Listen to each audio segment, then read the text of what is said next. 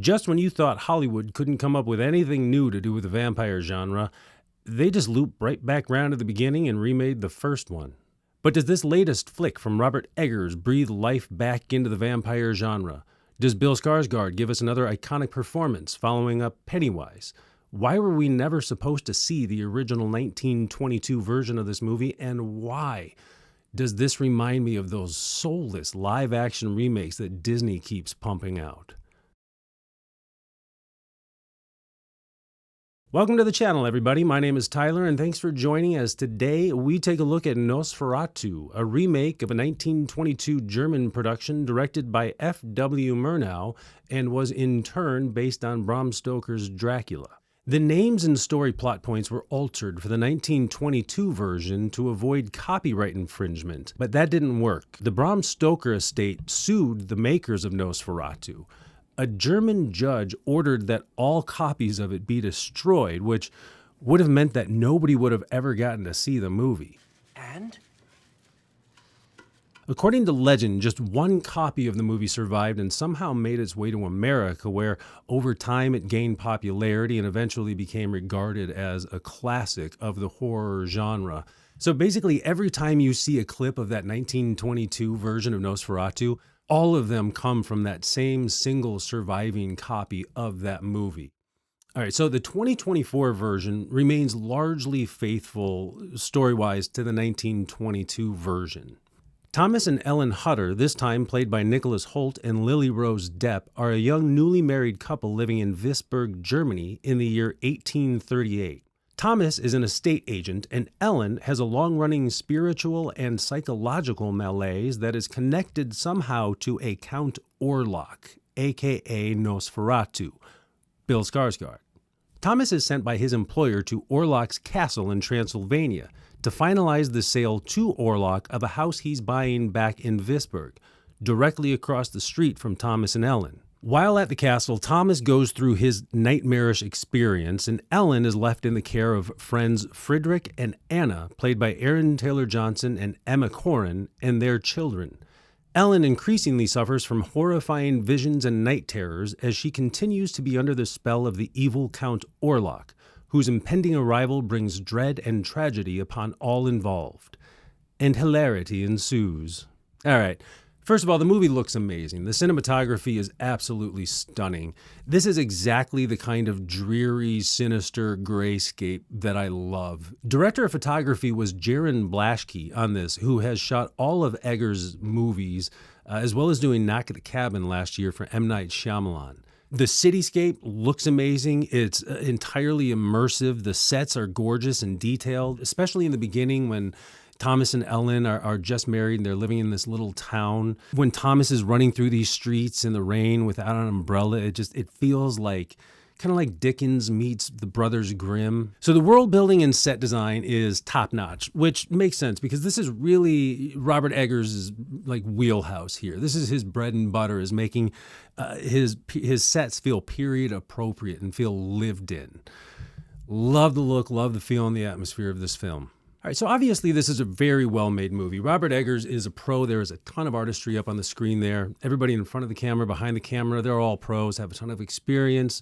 That being said, there are some frustrating elements about this movie. The pacing gets a little slow in the middle of the second act. A lot of jump scares. I was surprised to see how many like modern day jump scares were used in this movie. You know, especially that one that seems to be really popular lately. Character is, like a medium shot maybe on screen, and then all of a sudden there's like an extreme close-up of a face, like right in the camera. They did that more than once in this movie here, which, I don't know, I was kind of surprised. I felt like Eggers is so good at building suspense organically that throwing this in here felt kind of like a cheat for me. Some of the other changes that were made to the script felt kind of weird too. Like for some reason they changed, if I'm not mistaken, they changed it from the vampire going at the neck of his victim to the chest, which didn't make much sense to me. I can only imagine that it was done to represent some, like, further, more heavily this theme that, what's being attacked here is the love between Ellen and Thomas. It doesn't make any sense though. Why the chest? It's like, how is a vampire supposed to do anything with the chest? At least in the neck, you got like that jugular vein that you can open up, and the blood just flows into your mouth. But like, why the chest? There's like huge bone here in the chest. Unless like the fangs are super long and strong and they can get through the breastplate, but that doesn't make any sense because we don't really get much by way of fangs in this movie here. Like, there aren't like true vampire fangs, which, I mean, I guess it makes sense because I think it was, they're going for, the non-campiness effect. But I'm sitting here in the movie theater thinking, why am I thinking about the logistics of vampirism? I don't know why they made that change. And also, I lost count of how many scenes take place in a bed or with somebody like waking up in a cold sweat in a bed. Like, a surprising number of scenes take place in a bed in this. It's kind of like watching people on a telephone, right? It's not cinematic. One of the best parts about this movie, though, Nicholas Hoult. He was great. Man, this guy is so exciting to watch. So much of the eerie tension in the scenes of him and Orlock, especially when he first gets to the castle, all come from Nicholas Hoult, because Orlock, for the first part of it, he's obstructed, he's in shadow, so we don't really see him. So all of the suspense in those scenes really just come from the music, the editing, and Nicholas Hoult's performance, and the absolute terror of what he's experiencing, what he's seeing is just projected up onto his face like a movie screen. He is so good in this one. Lily Rose Depp is solid in most of the scenes that require the physical activity from her, the physical reactions that she's having to her connection with Count Orlock.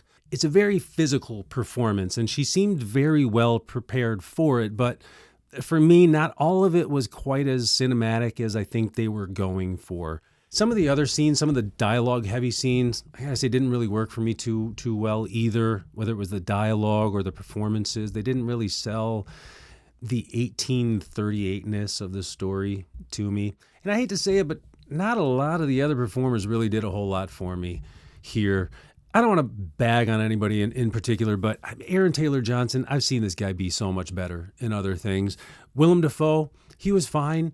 He gave an appropriately Willem Dafoe-ish performance, but I feel like we've seen enough of these from him in the last 10 years or so that it doesn't seem quite as extraordinary as it had maybe 5 years ago.